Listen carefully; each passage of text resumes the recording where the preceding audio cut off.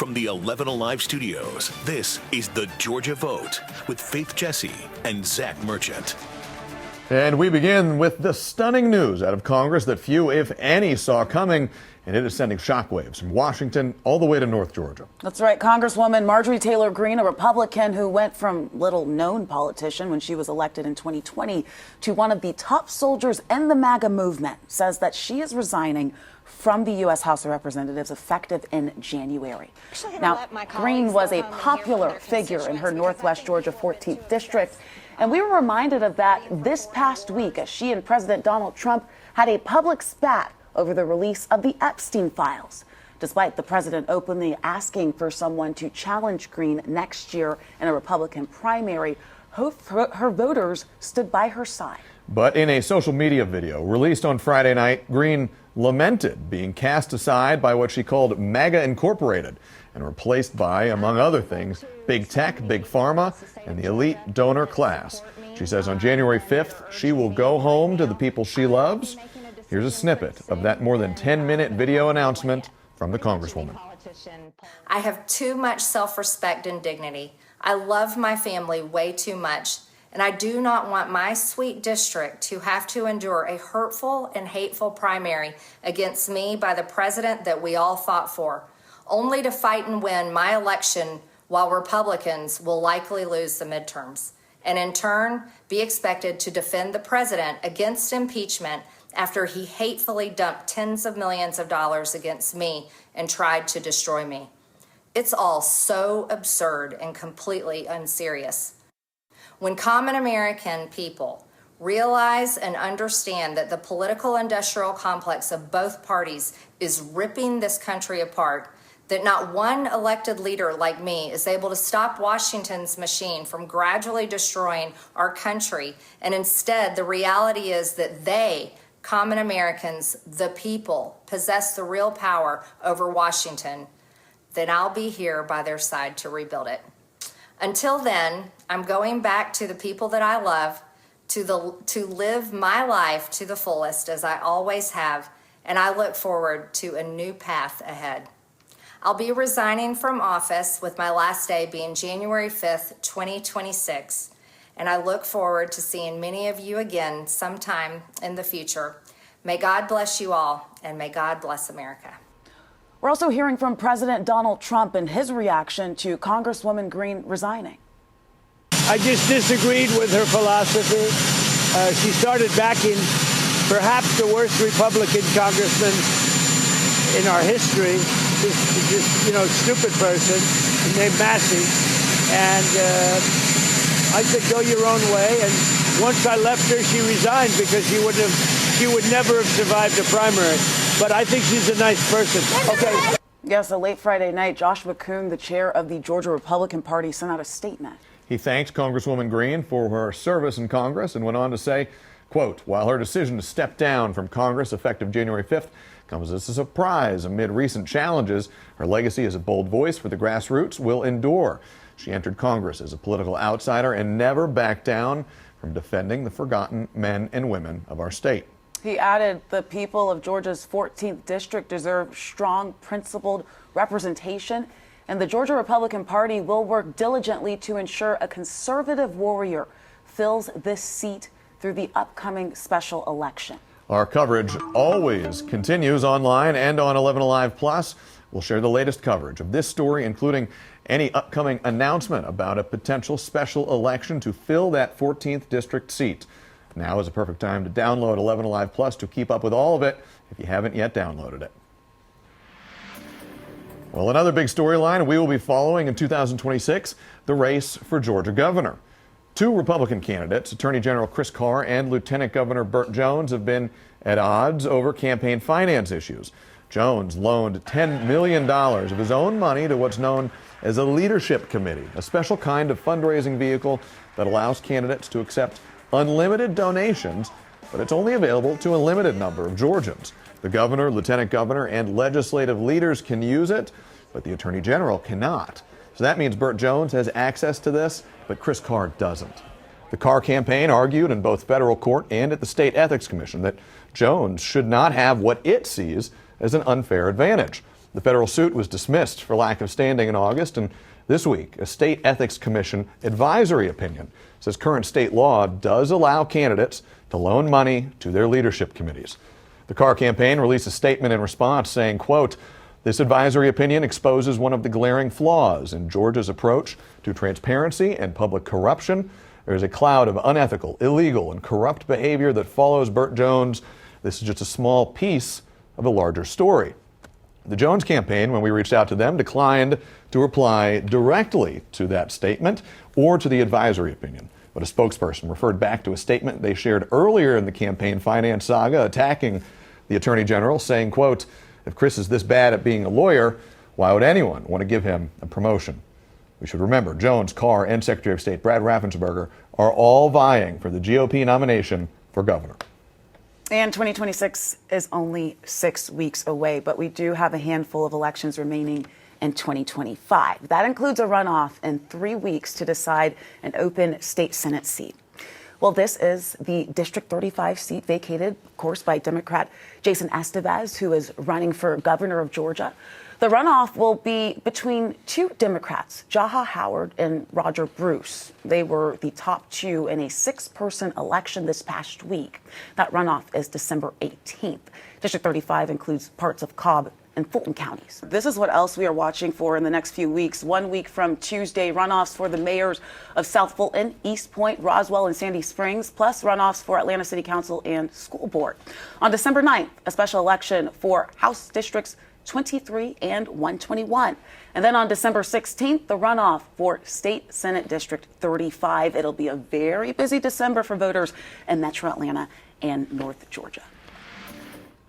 A note of transparency before we bring in our politics roundtable. The conversation you're about to see, it was taped Friday afternoon before Congresswoman Marjorie Taylor Greene posted her video on social media announcing she would resign from Congress in January. Yeah, we feel it's important to keep that conversation in as we discuss that relationship between President Donald Trump and Congresswoman Greene, and really to signal just how shocking that was, as none of our analysts even speculated this would be a possible outcome of the rift between the two. Here now is part one of our politics roundtable as it was recorded earlier on Friday.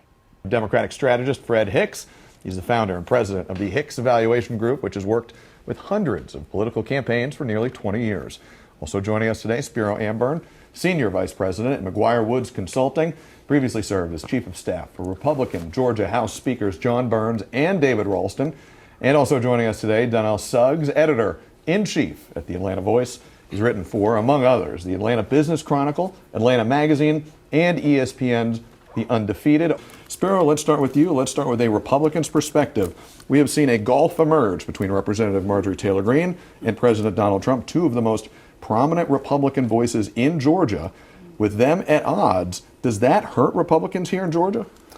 Interesting to say the least. There are no shortages of opinions on either of those two. I don't know about challenges. I think that what will be interesting to see is I heard the comment that by one of the local party chairs that she expects the two of them to make up for next year's election. I'm not sure that that's going to happen, frankly. If it does, it may be surface level, but I'm kind of thinking that Congresswoman Greene is probably thinking 2 or 4 years down the road here. It seems like she's trying to change her tone, change her rhetoric for a post-Trump era. Fred, I want to bring you in here too. Could we see Democrats kind of seize on this kind of infighting that we're seeing? Or, like Spiro said, are we just going to forget about this by next December? Because as we know, Republicans fall in line. We saw that with Governor Brian Kemp. He came after Governor Kemp's wife. And, it was about the Republican Party, not Donald Trump. Absolutely. So I think here's the thing. This kind of chaos that we're seeing within the Republican Party is not just with this race. We're also seeing it in the Senate race and in the governor's race. This sort of acerbic, nasty tone that's happening right now. Now, on the one hand, I think anyone who's done a campaign knows that a tough primary makes you stronger for the general election. So that's a good thing, I think, in one respect. But I think what this is showing right now is that, if nothing else, Donald Trump is entering the lame duck phase of his presidency. When you're seeing people like Marjorie Taylor Greene start to split off from him, they're starting to say, well, you know what? what's best for Donald Trump might not be best for me. And politics at its core is a game of what is best for me when you're the elected official. And this is some people I'm sure would dispute that, but if so, this would be the first time that we've seen Republicans break away from President Trump in a significant fashion. We've got about 30 seconds and we want to shift topics, but Donnell, I want to bring you in. What do Georgians tell you in your reporting when you're talking to them about this situation? Well, I think they're telling us at the Atlanta Voice is that Marjorie Taylor Greene knows her constituency is going to last a lot longer than this MAGA, whatever this MAGA thing is. And she's got to take care of the people at home before she takes care of people in D.C. So that's why that shift is kind of happening, and I think she's smart for doing that. I think we're hearing that from people in her district as well. And speaking of 2026, let's talk AI. Yeah, this whole conversation is looking ahead. We may be seeing some more and some technological advancements in 2026. There was an ad released recently online by a PAC that is supportive of Chris Carr, the Attorney General, Republican, running for governor. I want to show you all a little bit of that ad, and then let's talk about it. Let's play that ad right now. Today, no college football playoffs. We're talking Georgia politics. Burt Jones, what are you thinking on him? He is not serious. He spent more time in office helping the Jones family business than helping my family. I don't want that as governor. I can't trust that guy. I like Attorney General Chris Carr. Look at the film. So there it is. Those two men are not real. It's all AI generated. It's not a real podcast. They're not real podcast hosts. They're not usually talking about football. Tell? That's the question. Let's dwell on that for a moment. Yep. At first glance, Donnell, could you tell right away? No, because that wouldn't be a commercial I would watch anyway, so I couldn't tell at all. On the political front, Spiro and Fred, we saw Representative Mike Collins' campaign for Senate put out an AI ad about a week ago. Now we're seeing a PAC aligned with or supportive of Chris Carr putting this ad out there. We should note that with the leader of that PAC, he said effectively, look, we used to use actors, now we use this. What's the difference? Is there a difference? Fred, 30 seconds. I think this is the wave, and AI is only getting better day by day and week by week. So I think by the time we get to the general election next year, we're going to see way more of this. And it cuts down the cost for campaigns and allows them to turn around stuff a lot faster. Last word to you, Spiro. We're short on time, 15 seconds. There's a very fine line there. I think, we've heard a lot about deep fakes and the concern about AI. Technically, that was not a deep fake. They were essentially like paid actors. So, where this technology goes. Right. Yeah. It'll be interesting to see when it's not in support of someone. Right. So we have to go to break right now. We'll see you all on the other side of this commercial. The core issue at the heart of the record-breaking government shutdown, Affordable Care Act subsidies, remains unresolved. Many Democrats argued any deal to reopen the government should extend the subsidies, but the final bargain does not do that. Senate Republican leadership instead promised to hold a vote on the subsidies next month, but its outcome remains uncertain. We talked about the shutdown's impact this week with the leaders of both the state Republican and Democratic parties. We begin with the Democrats' Charlie Bailey. As you look back on it now, from where you sit as a leader in the Democratic Party and the leader of the Georgia Democratic Party, was the shutdown worth it? I think we had to fight. We had to fight for people's health care. If we weren't going to do it, nobody was going to. The Republicans had made their decision that they were okay with cutting these subsidies. They had made that decision. It was on us to say, well, what are we going to do? And I think we had to fight. And that continues, this promised vote to come. Well, every day, when's the vote going to be scheduled? When is the vote going to be scheduled? What is it going to look like? Is it a clean extension? John Ossoff put that on as an amendment in June. Are we going to take that up? And so this is not over. And until Republicans relent and correct their betrayal, then we're going to keep fighting. Republicans have had a very different perspective throughout the shutdown. We asked State Party Chair Josh McCoon about it and about what he thinks comes next. When you and I last talked, it was during the shutdown. These Affordable Care Act subsidies have become the key issue of the shutdown. And you said, similar to what you just said here, you said, it's not time to negotiate about ACA subsidies. That time will come only once the government is reopened. The government now is reopened. Those subsidies expire at the end of the year. Do Republicans now have an obligation to find a solution to extend these subsidies now that the government is reopened? Well, part of the agreement to reopen the government was Senator Thune said, yes, of course, we'll have a vote on extension of Obamacare subsidies. I think that, Republicans in the Congress are going to come up with a common sense answer, whether that be a bridge to temporarily extend these subsidies for a brief period, maybe an additional year, while the Republican majorities devise some sort of permanent solution. I know what is not a permanent solution, and that is borrowing money we don't have to pay for insurance policies that aren't great from an access standpoint to begin with and have never been affordable. They haven't been affordable from the day that the Democrats on a block vote passed Obamacare. You bring up this promise of a vote. That promise was made in the Senate. House leadership, Republican Speaker Mike Johnson, has not committed to the same promise to hold a vote on these subsidies in the House. You know this, of course, but it takes both the House and the Senate to get a bill to the president's desk. Is there something that you know that I don't? Is the House going to hold a vote on this? I think that President Trump is probably going to weigh in to this conversation. You think he'll push for an ACA subsidy, a bill addressing those subsidies before Christmas? I think he will push for a solution. Absolutely. Hey, back with our panel now, and we just heard some incredible conversations. We will touch on those, but first, I want to get back to our AI conversation because we know that that's a really big deal. Kind of the first major election cycle that we're going to be seeing this. AI is getting very good. My question is, what happens when it comes to misinformation? Your candidate is on screen saying something that they never said, Fred. So I think with that, you're going to have a rapid response team. That's what we call it in the campaign world, really at the ready 24/7. And that team is going to have to be more than just seasoned politicos. You're going to have people who are skilled in AI at identifying it, recognizing it, and then turning it around. I think one of the things that Senator Ossoff should have done with that a couple of weeks ago is he should have released his own, kind of spoofing it to make people aware of it. And so you're going to have to really step up your game. But that was a missed opportunity for him. Spiro, do you think that the FEC should come in and create some policy against this, or do you think it's just a fair game now? I mean, frankly, I don't think it's really that much different than negative campaigning has always been. I think to Fred's point, it just accelerates it. You're going to have to be quicker to react. But misinformation is nothing new, right? Or whether it be a direct mail piece or a TV ad.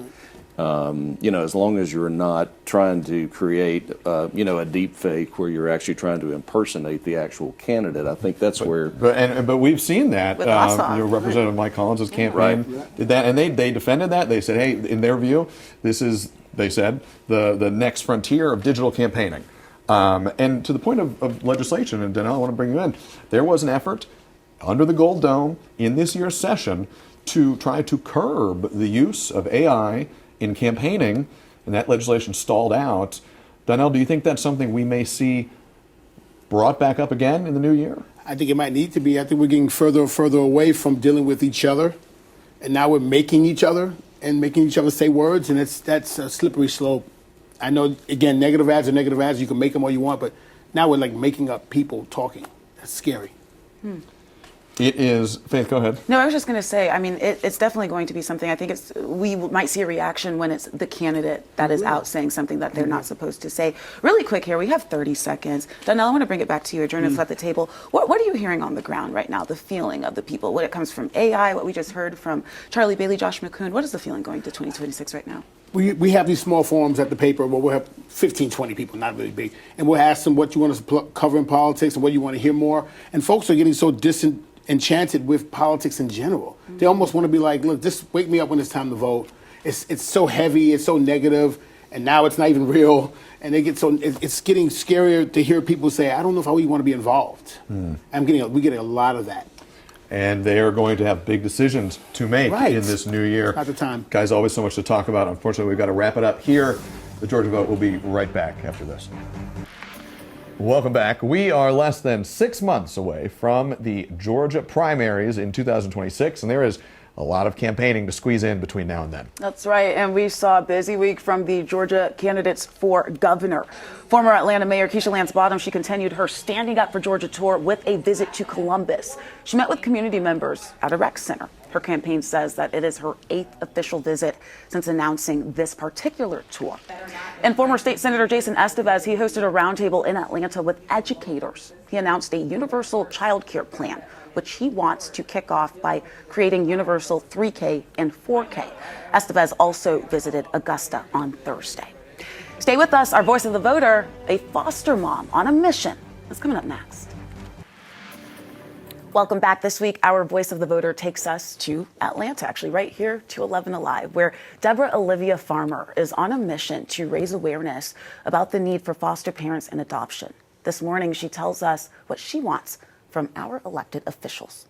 I was introduced to the foster care industry back in the late 90s. I was working in local television in Chicago. So I was introduced to a little girl who happened to be in foster care. And so during that time, I noticed while she was in foster care, she was moved from home to home. And so at that point, that's when it really sparked something in me to know that this was the work that I wanted to do. And then you have your own personal adoption story as well with your son. I adopted my child actually through foster care, through the foster care system. So my son's 10 years old now, right? And, you know, you have the ups and the downs, right?